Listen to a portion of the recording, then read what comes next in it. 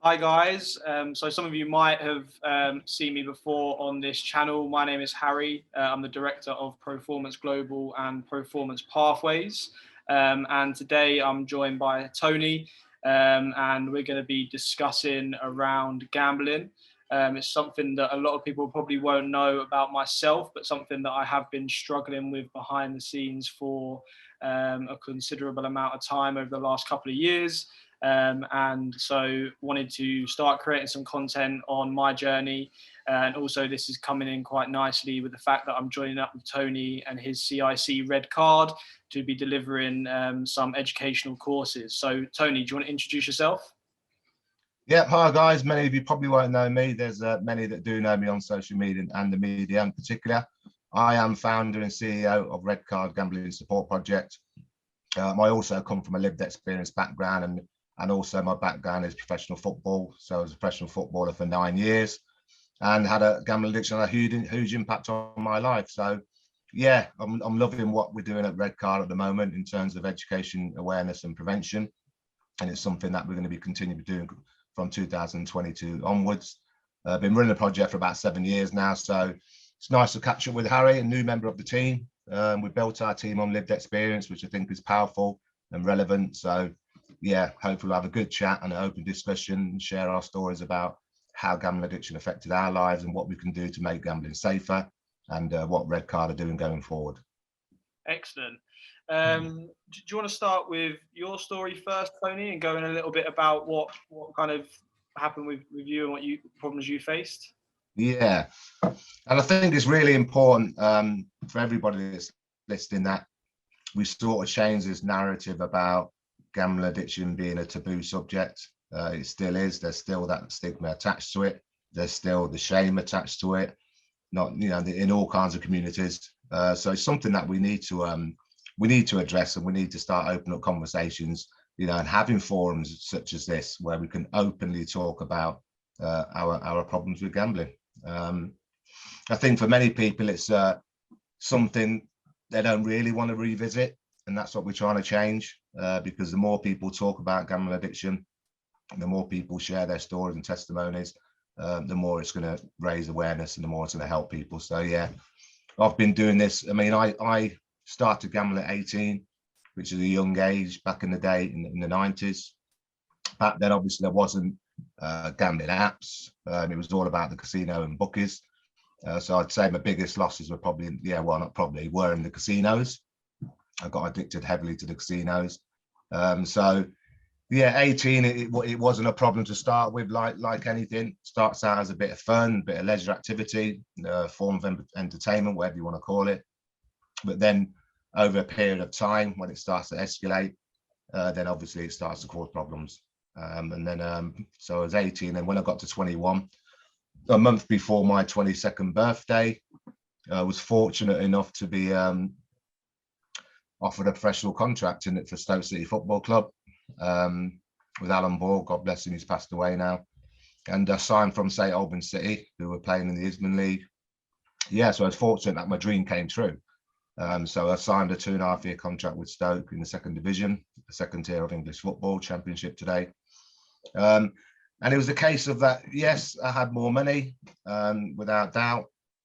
And I also had more time on my hands because we finished training probably them days 12:30. I'll be out the ground by 12:30, 1 o'clock.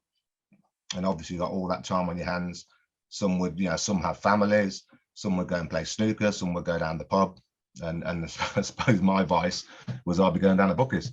And I couldn't wait to, by this point now, you're talking 3 or 4 years into the gambling. And it was starting to become a problem.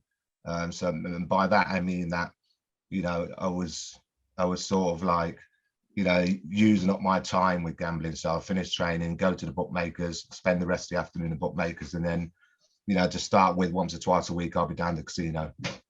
So over a period of time, you know, we talk about the term chasing your losses. Over a period of time, that creeps in. You start to get into a little bit of debt, starts to affect you on a daily basis. And then, you know, performance levels in terms of my football, the mental health side of things. So over a period of time, that's when the gambling addiction starts to really kick in, and you start to realize you have a serious problem. And the hardest thing at that point then is to stop. Yeah. People say, oh, you know, why don't you just stop? But easier said than done. And when you're in the grips of an addiction and you're in the grips of a compulsion and you're doing it on a daily basis and it's taking up your time, it's a very, very difficult thing to stop. Yeah, definitely. I don't know if you got any questions on during that journey then, Harry. No, I suppose can you look back and highlight like one key moment where you think it got out of control? Because I think for me in my journey, you know, I can go back to one moment, and when I look back at it now, is you know, the catalyst for when it became a problem. I don't know if you felt that at all. I think that there's lots of little incidents that happen along the way, and when I say about the impact of gambling, you know, it's and I will touch upon it a bit later, but it's also about those that are around you in terms of friends and family.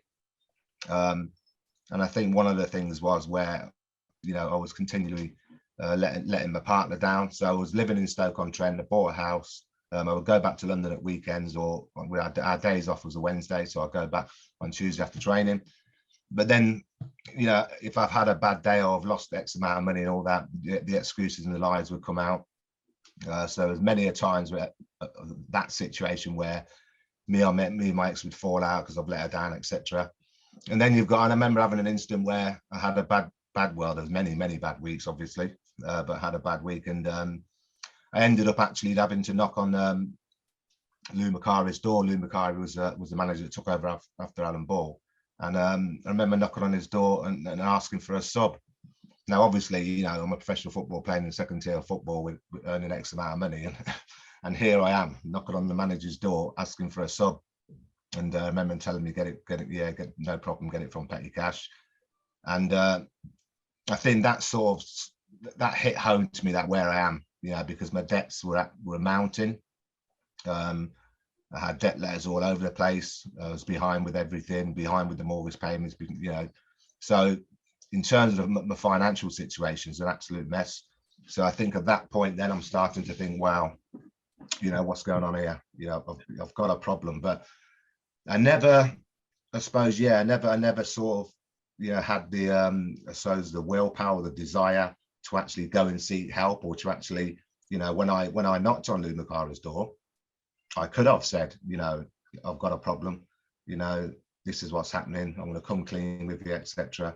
And then obviously it would have been, you know, referred to the PFA, etc. Would have probably got some support. There wasn't a lot of support then, but I would have got some kind of support, and at least I would have addressed the issue, and all the things that happened after that, the next 10-15 years wouldn't have happened probably if I addressed it at that time. But it's one of those things where you feel like you can be to yourself, you feel like that you can, you know, the big win's only around the corner and you'll clear your debts, etc.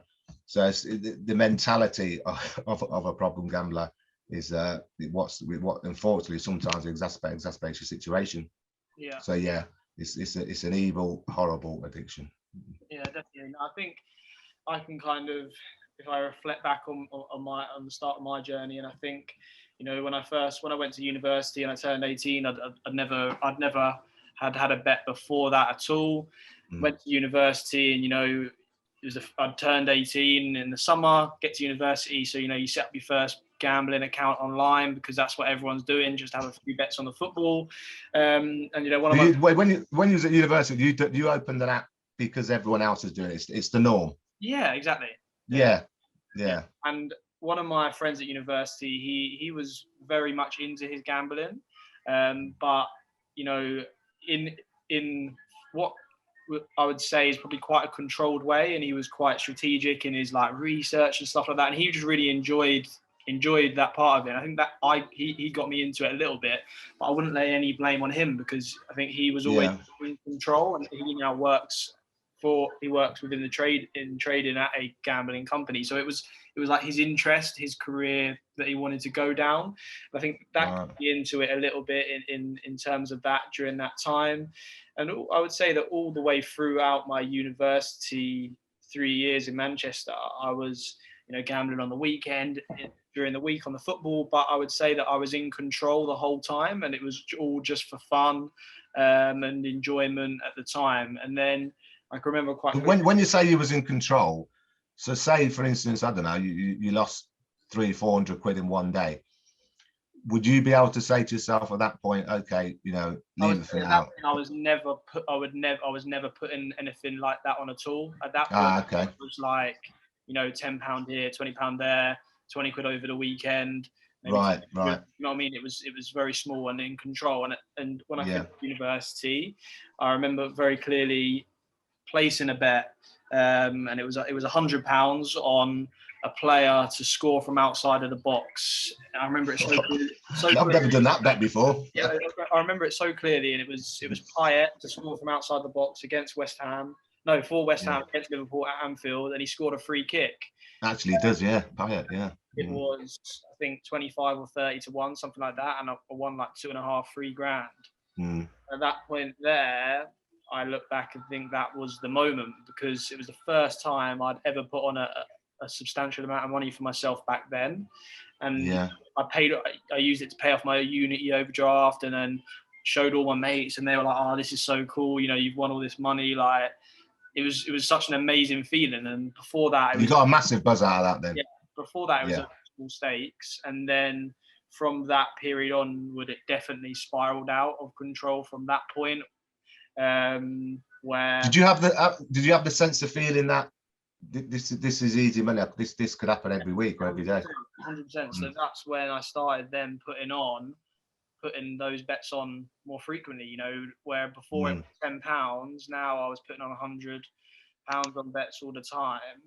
And yeah, that point there, I felt like it was easy. And then obviously lost a few of those bigger bets, and at the time wasn't earning very much. Well, I was earning okay, but nothing, crazy. And I remember running out, getting down to zero my bank balance after having all of that money from winning that bet. And then obviously the next thing I'd done was take out a small payday loan, thinking, and I've never even really heard of a payday loan or whatever, but I went out thinking, well, I'll just do this, I'll put this bet on again, and then I'll have all the money back. Pay off the loan. We lost that payday loan, took out another one, credit cards, and at that point there is definitely where it started to spiral out of control for me. And it was probably in that cycle for about a year, taking out loans and stuff like that, until I came half clean with my mum that I was having some problems. She gave me a little bit of money to pay off my debts, but I wasn't honest with her how much I did owe. So that. When you said you were telling you of having financial problems, was you telling her that it's because of gambling? No, yeah. First time, yes. Yeah, I did. Yeah, I did. She kind of had an inkling, I think, and I did say it was. I was like, look, I'm going to stop now. All I need is this, and I can pay off my debts. But at that point, I was definitely lying to her and myself. And then probably went through another year or so in that situation until it got even worse. And I came to a point where I came clean to her again, that, I wasn't truthful in the first instance. She paid off my debts for me again. But this time, pretty much all of it. And I think at that point, I was quite sure that it wasn't going to happen again. And I probably did she stress to you that you got to make sure you get help, you make sure you get support? I went for some counselling sessions at that point, and I stuck with that for a little bit of time. And then I went through the GAM care process as well. And at that point, I felt the first time I came clean, I was lying. At that point there, when I said to her, look, I'm not going to do it again, I generally wasn't lying at that point. I generally had come completely clean, and I generally wasn't wanting to do it again. Felt that I was strong enough to not, but then probably a few months later relapsed, and went back down the exact same path.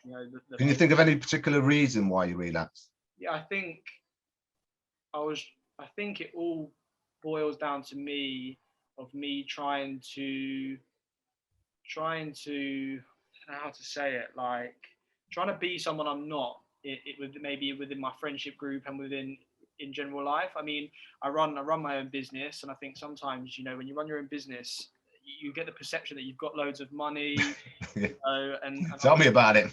yeah, and I'm quite like that when I go out. I like to, you know, buy people drinks and maybe Yeah. act like I've got loads of money, and all the boys think, you know, you run your own company, you must have loads of money. So I think I've always. So there's a bit of peer pressure going on. Yeah, I think so, but maybe not. I don't blame anyone else, because I'm sure if I just said to them, "Oh, I haven't got enough money to pay for drinks," they wouldn't be bothered. No one would care. Yeah. I feel like I have to do it. I don't know why, and I think Yeah. I've been trying to chase that when really all I should be doing is working harder within my career to earn money. But I think maybe a little bit of laziness within myself. I think, well, you know, gambling quick money, because it can be sometimes. You know, I'll go into the bookies in a week and I'll win £1,000 and I can go out on the weekend. But then, you know, there's been other times where, you know, you're ready to go out and do something with your mates and you lose all your money, and then you're taking out another loan. And I think that's exactly. I think for me, that's really what it comes down to. And I think my journey maybe a bit different to yours is I've never really had a problem with going in a casino or going into the horse racing. You know, I've been out in the midst of my gambling addiction. I've been to the casinos and I've been to horse racing events with my friends on a social occasion, and control myself. I think because I'm with people and their judgment is there and it's instant. You know, if I was to lose £1,000 on a day with all my mates there, they'd be like, what the hell are you doing? Yeah, exactly. Yeah. So for me, you know, going to a casino with my mates and going out doing horse racing and stuff like that was never really a problem. I was able to control myself, I think, because I had that peer pressure. My problem is the secret gambling, for sure. Yeah. Going into a bookies during the day when I should be going somewhere for work and losing £500 on the roulette machines, or you know, losing money on dogs and horses that I don't even really know about. But I wasn't gambling. I was gambling to win money, to one, pay off debts, and two, to try and, you know, do a lifestyle that I shouldn't be. I should be just, you know, trying to earn money the right way. And I think that's where my struggles have been. I think that's the same with a lot of people, you know, trying to live up to a certain lifestyle. We live in a world of, you know, young people image. It's all about image and status, and I think that's a big part to play in terms of young people gambling today. So I think I can get that. Yeah. So I think that's mainly been, you know, my issues, and you know, I'm in a situation now where I'm working hard to continue my recovery, and try and, you know, get myself into a better position, because as you'll know, like the financial issues that you have that come from gambling are big, and I certainly have a lot of debt that I'm trying to pay off for myself. Well, that's a good point. I just want to touch upon that, because it's really, really important in terms of, yes, there's lots of different types of impact, you know, and we will be discussing that as we go through our journey with Red Card. Lots of different types of impact with gambling harms. The financial side of it, I think, it's important that, you know, yes, you know, it's immediate and instant at that particular time. You're struggling with your debts and you're struggling mentally, and it causes you stress and depression, etc. But it's also the long-term effects of those financial situations, those financial debts. So did you find that you, I don't know, accumulated CCJs and defaults, etc., and it affected your credit file? I think definitely my credit file is very poor. I think I actually got to the point where I got a CCJ, and I think the only person I have to thank for that is my mum, because my mum has bailed me out more than anyone would ever know, and I'm paying back a very small amount a month back to my mum for a very considerable amount of money that I owe to her, because she stepped in when I was in a position where everything was coming on top of me, all of the debt on top of me. And you know, I think one of the hardest things for me is, you know, she shouldn't have really done that for me, but she did, which is amazing. But we call it unintentionally enabling your gambling. But also it's so for me, it's like the fear of letting her down and keep letting my family down, when, you know, and it's hard for them, because it's hard, they don't completely understand it, and it's always, why are you doing it, Why don't you just stop? And it's like, I wish I could. Yeah, Or, exactly. I Yeah. wish I could. You know, I'm trying, and I think, you know, they always feel like you're lying to them. But at the point where I said, look, I'm wanting to stop, I wasn't lying. You know, I did want to stop, and at that point, I was set on the fact that I wouldn't do it again. It wasn't a lie at the point where I said it. Yeah, I did relapse, and I've only got myself to blame. But you know, at the point where you say you want to stop, you do.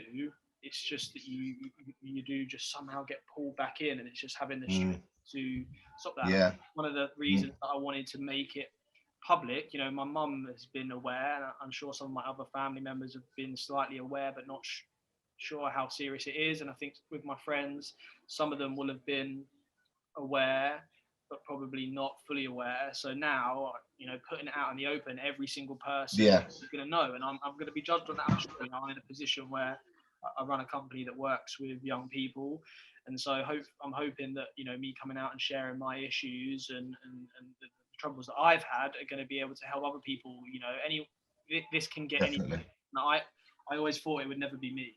You know, Yeah. Yeah. it would never be me. Exactly.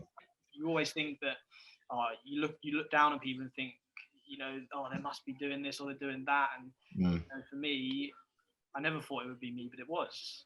Exactly. I mean, you're a university. You was a university student. Yeah. I was a professional footballer. It doesn't matter whether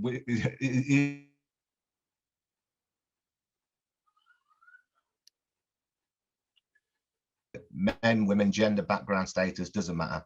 Yeah. So and that's why, yeah, exactly what you just said. You sharing your story and going public, it's only going to help raise awareness to every, you know, everybody and anybody out there. I mean, just touching upon going back to the finance thing, I think that the biggest thing for me in terms of long-term impact was going bankrupt. Yeah. I mean, 2010, I had a bankruptcy file for £192,000, which is 32 creditors, and everything from the credit cards to the bank loans to the overdrafts to the pawnbrokers, payday loans, etc., etc. And I think, you know, once I went bankrupt, yes, it was great. I had the £192,000 debt wiped out. But as you know, many will know, but some don't. Regarding bankruptcy, it's going to stay in your credit file for 6 years. You won't be able to get credit, etc. If you're going for a mortgage, all these things. If you're going for a job, a lot of the time the question will be asked: have you ever been made bankrupt? So there is that negative long-term impact that you've got to consider in terms of bankruptcy. So the bankruptcy was, I mean, it was great for me in terms of the sort of start of recovery and saying to myself, right, it was a big weight off my shoulder. I remember coming out of the High Court in London with my twin brother. There's a bit in the book where my first book, which I'll mention in a minute, where we come out of the High Court and we just go and get smashed because it's just a massive relief off my head. You know, finally, no more bailiff's letters, no more phone calls, no more this, no more that. And then it's a question of, you know, I didn't want credit. I couldn't get any credit anyway for 6 years, but I didn't want any credit. So that, I suppose, that was the sort of start of the recovery. And going to your point about going public, 2014 is when I wrote the first book, Red Card. And I never thought in a million years that I would be able to go public with my story. Because like you said, it's a hidden addiction. You still have that stigma and shame attached to it. You still have the guilt that comes with it. And it's very, very difficult to open up to people, especially friends and family. And I think there was members of the family that, you know, knew about my gambling. They all didn't know the extent of the gambling and how deep it went in terms of what I've lost. And so I remember speaking to my sister and we were saying, like, you know, there were snippets. I remember it being Michael Chopper, actually, snippets of, you know, one or two ex-footballers coming out in the press, you know, mentioning their gambling. And my sister said, you should put your story to print. Now, I remember when she said that, and I said, oh, I wouldn't know where to start to write a book, you know what I mean? So I wouldn't have a clue. So, but she said, no, you know, just write a few paragraphs. And, you know, so she was the head teacher. And she said, just send me a few paragraphs, start, you know, 9 years old, growing up in Coventry, going through the racism, going through professional football, etc. So I'd done that. I think I wrote half a chapter, and that was it. And I couldn't stop writing. And, you know, the therapists of this world will say it's therapeutic and cathartic in terms of writing, and it did help me. I couldn't stop writing and putting it down on paper, so to speak, because it was, you know, a biro and A4 paper. There was no ghostwriting and that nonsense or any computers. It was just A4 and a biro. and 18 months later had this manuscript, and yeah, and Red Card, you know, was born, and we got it published, and it went out on Amazon. I remember the first media interview I did was BBC Breakfast, and that's where, you know, we talk about, you know, mental strength, courage, whatever you want to call it, to actually, you know, go fully public with this. And I think it was the reaction I got from that BBC interview on the BBC Breakfast that told me that how big gambling addiction is. Yeah. It made me aware how much it resonates with a lot of different people. And then but it was a big way to actually tell the world, so to speak, that, you know, this is what's happened to me, this is what's happening to people around the world. And so yeah, it does push you forward in terms of recovery, and you know in your mind that you are raising awareness and that you are helping others. Yeah, definitely. No, definitely. I think, you know, as you said, it does take a lot to come out and admit it. And I think for me, it's always the embarrassment, you know, the embarrassment of admitting you have a problem. Yeah. And, you know, I'm not scared to admit now that when I look back into the worst parts of my gambling addiction at times, you know, when I was sitting there in my car and I know I'd lost every single penny that I had, and I've taken out loans, and you know, there'll be days where, you know, I've taken out a £1,000 payday loan and lost it all, and then I'm in my car, it's crazy. I'm sitting in my car thinking, you know, what can I do, you know, and to me at times I would sit there and think, it's horrible to say, but I would think, you know, what's easier, admitting that I'm in this problem, or just getting in my car and running away, or getting in my car and driving off a cliff, and I would definitely say that at times it definitely did make me feel. But that's where it can push you, isn't it? To that mental state is where it can put you. That definitely at times it did make me feel suicidal, that I didn't want to be here anymore, because I didn't have the strength to come out and say that I was having these problems. I never, you know, made any attempt or anything like that. I wouldn't say it got that bad for me, but I was definitely, the thought just definitely entered my head, which is a horrible thing, you know, to think or say out loud, really. But it can push you that far, and well, you know, it does push people that far. And there are people that end their lives with it. So I think trying to raise more awareness, because as I said, when I placed my first bet, you know, I never thought that this would happen.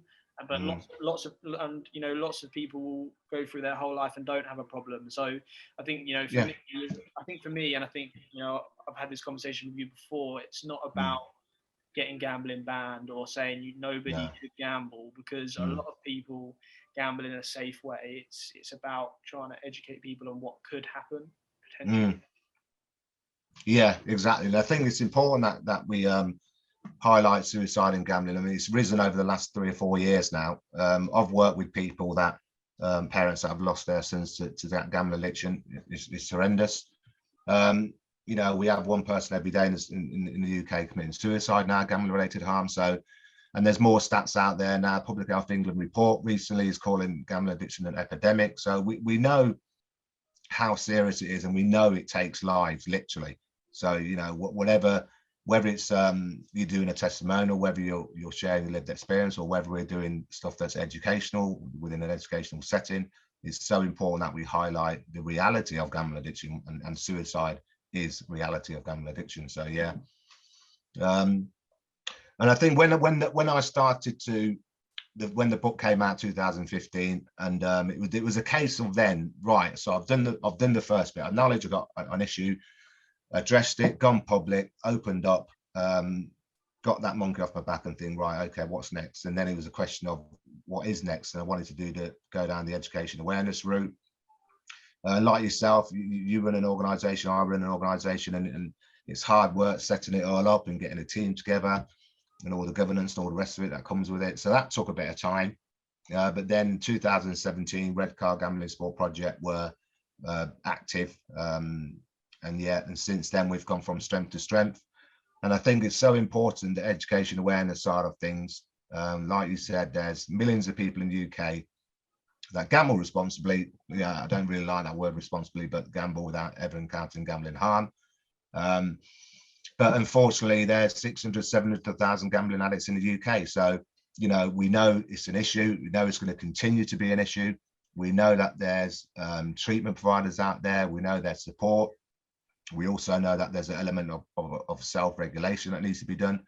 But, you know, putting all that aside, for us to reduce the numbers of people that suffer from gambling harm, education awareness is the way forward. So yeah, I'm glad that that's the way Red Card have gone. Yeah, definitely. I think, you know, for me, if I'd have maybe, you know, heard somebody else's story and could recognize the triggers or the points, you know, that maybe I would have stopped at that point. You know, when I did get that feeling when I won the first considerable amount of money, or when I was just about to take out that first payday loan, at that point there, if I knew somebody else who was similar to me in terms of how they looked or acted or whatever, had gone down, what happened next for them, you know, maybe I would have thought twice. But at the time, I probably didn't even know you could get.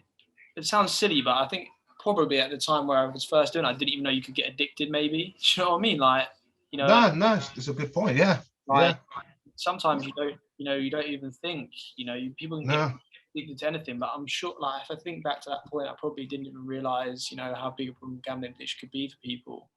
Yeah. I think that's sort of common knowledge in terms of probably the last, you know, it's only the last 7 or 8 years where it's really come to the forefront, in terms of the stats, in terms of the figures, in terms of the harms, lots of different things. But, you know, before that, 10, 15 years ago, people didn't think about gambling as an actual, you know, an addiction as such. We now know it's a mental health disorder. We know now it's in the DMS. The DSM, sorry. So we know it's a mental health disorder and it's an addiction. So yeah, it has grown. It's grown rapidly over the last 5 or 6 years. And I think that's the sad thing, is that it's going to continue, because we've now moved into, you know, a digital world. We've now moved into online gambling, as opposed to 20 years ago when it wasn't about. And that's obviously brought on a new generation, so to speak, of young gamblers, online gambling. So, you know, we've still got lots and lots of work to do in terms of tackling gambling harms, particularly with young people. Yeah, definitely. I think it's, you know, it's something that doesn't just affect you. You know, for me, it's not just affecting me; it's affecting my whole family. You know, it's affected me personally in terms of, you know, at times when I was in the midst of it, I lost all motivation to do anything. You know, just even I was starting to eat rubbish food. I wasn't exercising. You know, I was doing absolutely the bare minimum at work. You know, I was going out. So there, straight away there, you got your health, you got productivity, you got, you know, all the different harms. Going out every weekend and drinking, even when I couldn't afford it. You know, if I had, you know, if I had £100 in my bank, I would go and spend £100 on buying myself and other people drink, and wake up in the morning with £0. Like, that's not just not a rational thing to do. But you know, even it's just because I was trying to live a life that wasn't me. And I think, you know, when I had all that money and I could spend it, everyone was like, "Oh, this is so cool." You know, Harry's got all this money. So when that money ran out, it's, for me, the only way I felt I could continue to live that lifestyle was to gamble, because that was quick. You know, I could want to bet and win £100 in a second, where for me to earn an extra £100 working, it might take me a couple of weeks to do you know what I mean, to increase my amount of money I can take out of my business. Did you ever gamble with credit cards? Yeah.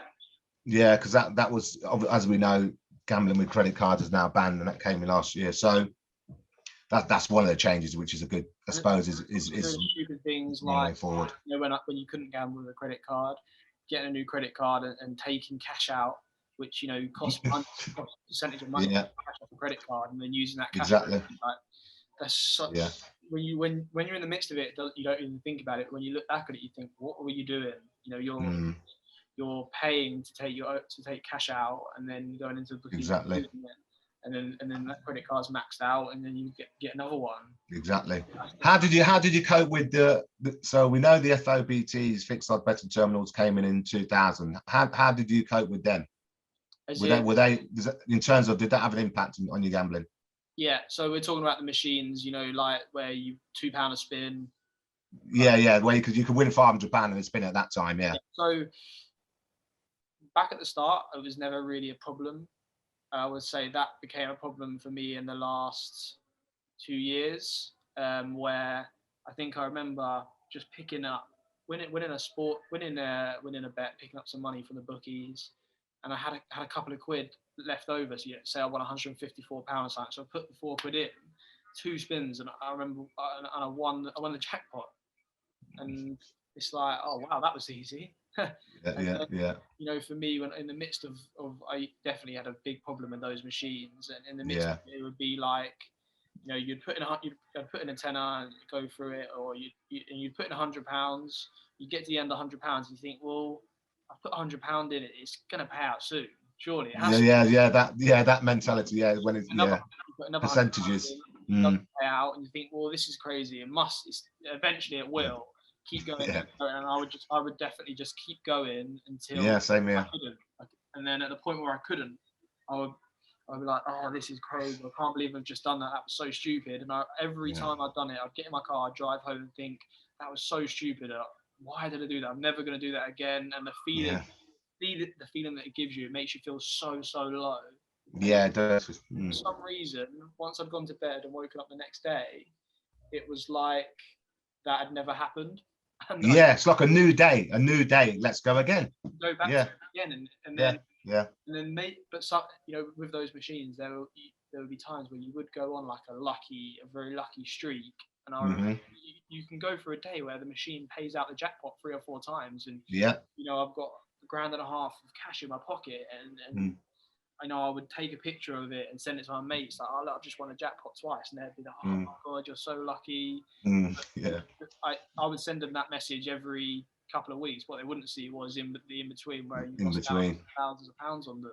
I'd sit there on a machine, look to my left, and I'm losing and they're winning. You think, well, he's just won, so my time's going to come any second now. And I think with those machines, they're flashing lights. The flashing lights, the speed of play, they're highly addictive. And I think that's what, obviously we don't know that as gamblers in terms of product design, but that's what they're designed for. The mechanics of them, that's how they're designed. They're designed for us to lose our money. Of course, people are going to win from time to time, but over a period of time, you're going to come out a loser. No, 100%. I dread to think how much I've lost. I'm same here. You know, bundles. Having read your story, your debt is definitely considerably higher than mine, but in terms of probably percentage of my earnings, you know, I would say, I don't know how much I've lost in my life, but I would say that I'm in well over 30 to 40,000 pounds worth of debt. Some of that, which is a lot of money. Some of that manageable, some of that unmanageable, and that in terms of how much I earn is a very considerable amount of money. I run 2 businesses, but take a small wage from both, as they're both new businesses that we're trying to build. So you know, it's crazy numbers, but How was you at the height of your audition, or at the worst part of your audition? Was you with a partner then? No. Okay. No, for me, I haven't really had, but I would say that it probably has affected my chances of getting a partner.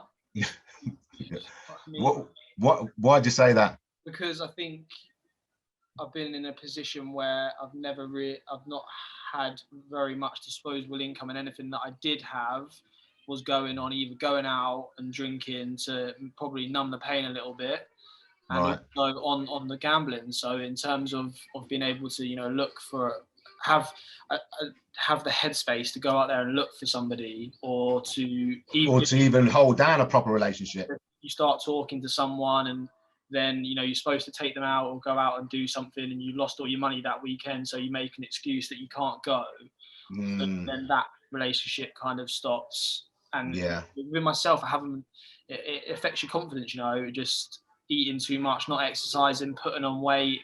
That's all come because, you know, because of the gambling, because the way you feel. You know, you wake up every day, and my first thought was, right, what am I going to do today to get some money? And you know, for me, I would make notes like, right, this weekend I've got these 2 things planned, so I need roughly, you know, 200 quid to go out here with the boys. And I've got to pay this, and I've got. Where'd you go, Mayfair? Yeah, no, but not even, because I would always try and buy everyone drinks and just do shit. Yeah. And I hear that. Or like if we're going on a holiday, you know, I'm like, right, I've got to have, and I've cancelled holidays and going away and stuff because I haven't had the money at the time, and I've done it the day before. You know, supposed to be going away with my mates, and then made an excuse.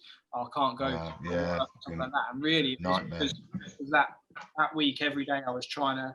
I've got to the point before where I was supposed to be doing something on the weekend, and throughout the week, I'd had probably 2 or 3 good days, and I had about £900 in my pocket that, you know, some of it was going to be going on paying off some debts, and there was going to be what was left over was going to be what I was going to use to go out on the weekend. And on the Friday, before I was going out on the Saturday, you know, I thought, oh, you know, I could probably just earn a little bit more, get a little bit more, and lost it all. You know, went in there. Right, this is the only. That's the thing. You went, like you said, you went in there with 50 quid. Yeah, probably wanted to win a little bit more. But once you start, that's it. Once you start, the car got another 100. Yeah. And also subconsciously in the morning, I made a decision before I even realised where I could have left all of that cash at home. Why did I take it out of me for the day when I was just going to work? Yeah. Consciously, I knew at some point I was probably going to try and. And that's the bit I was going to talk about later when it comes to self-regulation. You know, not taking money out to the bookers, take £10 out if you want to have a bet. You know, being disciplined, those kind of things. And yeah, they're the kind of things that you've got to get to. But yeah, the impact of my relationship, I had a 20-year relationship, and the reason why I asked you about if you had a partner, because the biggest thing that comes into play when it comes to relationships, or whether it's a marriage or whatever it is the trust. Because once that trust goes, then you're on a slippery slope. And once I continually let my partner down, and then as our daughter was born, letting them both down over a period of time, then yeah, the trust is gone. There's only so many lies you can tell, and the lies and deceit will eventually catch up with you. So yeah, it had a massive impact on my relationship. Eventually, we're actually best friends today, which is lucky for me. But yeah, relationship wise, yeah, huge impact. So just like we said, there's lots of different types of impacts. I think the health side of things is really important in terms of the mental health side of things, whether that's anxiety or depression, or like you said, suicidal ideation. All these different elements are coming into play. And I think one of the things that, you know, we'll be doing going forward, and yourself with Red Card and all that, is highlighting all those different types of impacts and harms. Because I think sometimes a lot of people, when you talk about gambling addiction, you know, almost automatically they're just thinking about the financial loss. But there's so much more to it than that.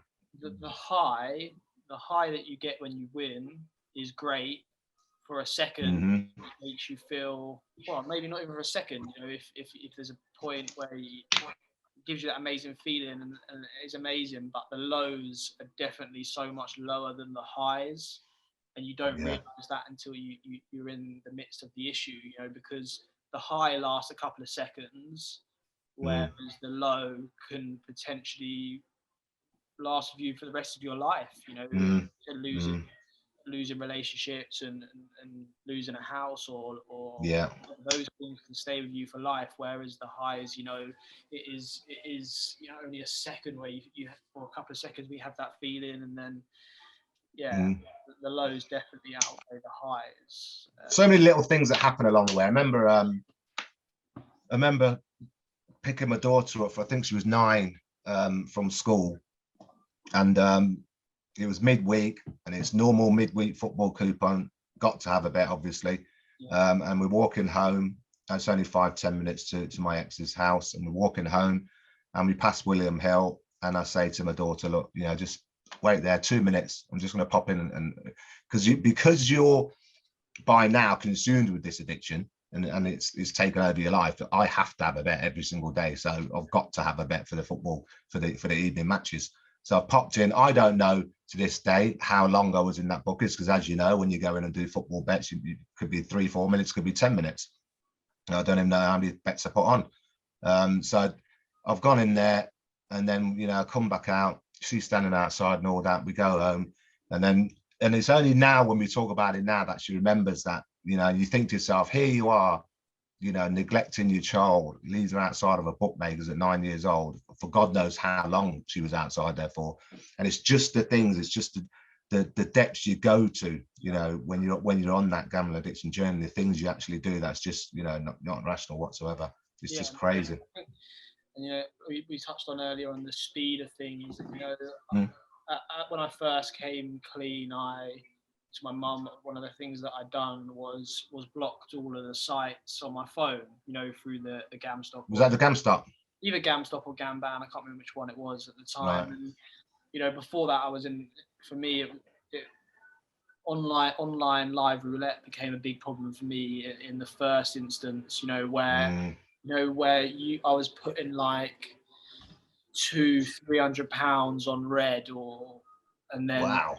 you know, at that point for me that was a crazy amount of money, but I don't know how it got to that point. And you think about it so irrationally. I would go on and I would only do it if black had come in a few times in a row. I would go on and put a considerable amount. I would start with £10 on red. That didn't come in, I'd put 20, then 30, then 40, then 100, because in my head I thought, well, it must be red next because black's come in so many times, but each time there's no more chance of it. So you're even trying to work it by strategy? 100%. A lot of the things that I would do would be through strategy when I was in the midst of it. Even with the football, you know, I could sit there for an hour or 2 hours and meticulously research through different websites the stats of who's had the most cards or who's had the most corners, and create a bet that I thought was what. So that would be a couple of hours work. Looking back, and you look back and think, well, why wasn't I just doing that for real work?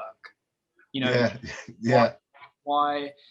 And I think that's the crazy thing. But then when I put their GamStop on and stuff like that, I went to using one of my friend's accounts. You know, he let me use his account. And that gave me a little. So that's a way around GamStop, I suppose. Yeah, 100%. I was using his account, and I would transfer him the money, and he let me have the CVC for his card, so I could just do it myself. But there was a bit of regulation on it because I knew he was slightly probably judging me.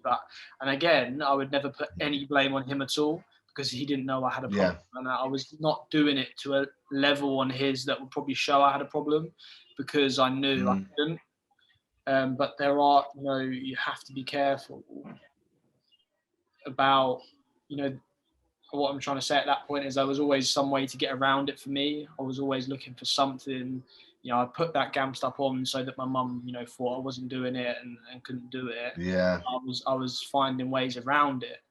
And that's when I say to people that yes, you're doing certain things in terms of self-regulation and that, but for you to try and think of ways around it, even though you're self-excluded or whatever you've done, that just means you're not ready. Yeah. No, definitely. Yeah, you're not ready. It's very difficult for sure. I think maybe if we can touch on some of the work that we're going to be doing together, and I think one of the reasons I wanted to, you know, I've been looking for something that one is going to help me hold myself accountable, and I think going public was one of those things that I wanted to do, but I think I wanted to be trying to get the strength up to do that is taking me a little bit of time. And obviously then I saw your post on LinkedIn about your company, your CIC, and obviously I run a CIC as well, and it's something that I've wanted to get into is running gambling projects, but not something that I have any experience in. So obviously I saw your post and obviously popped you an email and just thought it would be great for me to get involved. So I'm very much looking forward to coming on board and delivering workshops, and hopefully, you know, I'll be able to share my story, and that's going to help other people not get into this problem. So, you know, all of the negatives that have come out of my gambling and my gambling addiction, if I can just help one person not get into my situation, then I'm hoping, you know, that's going to be a positive that can come out of the situation that I've put myself in. Exactly. Yeah, and that's all it takes. If you help one person. I mean, in terms of coming on board Red Card, in terms of being part of the Red Card team going forward, I think it's important. It was important for me that you've worked with young people. I mean, we talked earlier about the next generation, and what we don't want to do is create another generation of problem gamblers. We talk about the industry in our workshops as well. We touch about the industry in terms of what's happening with the industry. You know, we know about the Gambling Act review that concluded on March 31st this year. So we know there's lots of campaigners out there and advocates that are looking for changes in regulation to make gambling safer. We don't know, probably won't know for another 6 months in terms of what changes are going to be made, whether that's, you know, reduction of advertising, whether it's VIP schemes banned, lots of different things that are consulted on in that that Gambling Act review. So because of that, that's why it's so important that we continue with educating people, particularly young people, and that starts from secondary school. You know, we know you might have friends and all that your nephews, whatever, that are gaming, you know, FIFA or Fortnite or Call of Duty, whatever it is, and we know the correlation between gaming and gambling is getting bigger and bigger. We do a lot of content about that as well. So I think when you start to get involved, you know, in the project and start doing lots of deliveries with Red Card and all that, you'll find it really rewarding, because that's what I found when I first started and done the first workshop. Well, I've done a first personal talk first, and I think that's another avenue for you as well, in terms of sharing your story in a certain setting, because I think people find personal stories powerful, because especially if it's coming from the heart and it's reality. So I think that's another thing that you maybe have to do through Red Card and also do for yourself as well. But I think you will find the delivery of workshops educational, because when you walk out of a youth project or a school or whatever it is, and you've delivered a workshop, you know, there's a sense of reward when you're on your way home and you're thinking, wow, yeah, you know, I'm hoping I've made a difference. You know, and obviously when we get the feedback forms, you know, it tells us what the kids are saying, then that's rewarding as well. So yeah, I'm looking forward to having you on board, mate. Yeah, let's do some good work. I think you know, I've enjoyed this conversation and a chance for myself to share a little bit of my journey and hear a little bit of your journey. So hopefully those that have, you know, tuned in today have maybe taken something from it, and hopefully there's some people watching who are suffering with similar problems that don't want to come out, and hopefully, you know, the fact that us two are both being able to share our journey can help other people do that. The video is going to go out on my social channels, ProFormance Pathways CIC, and also on Red Card CIC's social channels, and maybe, you know, we can make this maybe a little bit of a series where we do some more videos, and maybe we can get some other people on who are having problems, who maybe had to share their journey, because I think, you know, the more people that we can talk to, the more people that we can share journeys openly with on social media, the easier it's going to become for other people. So yeah, I've enjoyed this kind of initial conversation. Hopefully the people that are watching have done so as well. But anything that you want to say to maybe close off? Yeah, just one thing that's important to say is that, yeah, we've been on a journey. I speak to a lot of, you know, ex or former gamblers or recovering gambling addicts at the moment that still struggle mentally and all that. But, you know, we are proof that you can come out the other side, you know, so whatever trauma you've been through, whatever adversity you've been through throughout this journey, you can come out the other side. I mean, my story sort of culminates in a way in terms of the second publication book, which came out on May the 1st this year. So if you can see, that's Red Card.